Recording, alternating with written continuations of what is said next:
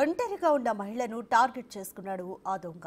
తనకు ఇల్లు అద్దెకు కావాలంటూ ఇంట్లోకి వచ్చి ఒంటరిగా ఉన్న మహిళ గొంతును బ్లేడుతో కోసి బంగారు గొలుసుతో పరారయ్యాడు. దీంతో రక్తస్రావంతో కొట్టుకుంటున్న ఆమెను స్థానికులు హాస్పిటల్కు తీసుకువెళ్లి చికిత్స అందిస్తున్నారు.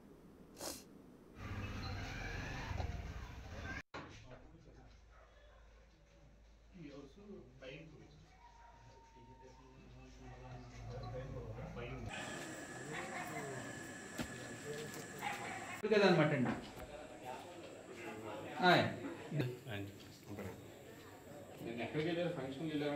ఆడ పెద్దమ్మాయి గారిది.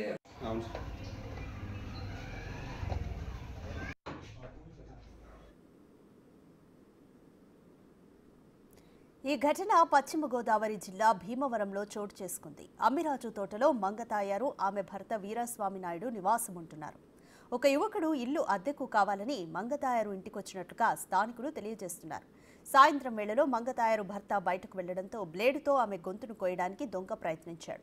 ఆ క్రమంలో ఆమె గొంతుకు పైభాగంలో బ్లేడు గుచ్చుకోవడంతో తీవ్రంగా రక్తస్రావం అవుతున్న ఆమెను ఆ దొంగ మెడలో ఉన్న బంగారు గొలుసును తీసుకుని పరారయ్యాడు. స్థానికులు ఆమెను భీమవరం హాస్పిటల్కు తరలించారు. Bhimavaram DSP R Jayasurya, one town CI నాగరాజులు సంఘటనా స్థలానికి చేరుకుని దర్యాప్తు చేస్తున్నారు. ఆడ పెద్దమ్మాయి గారిది.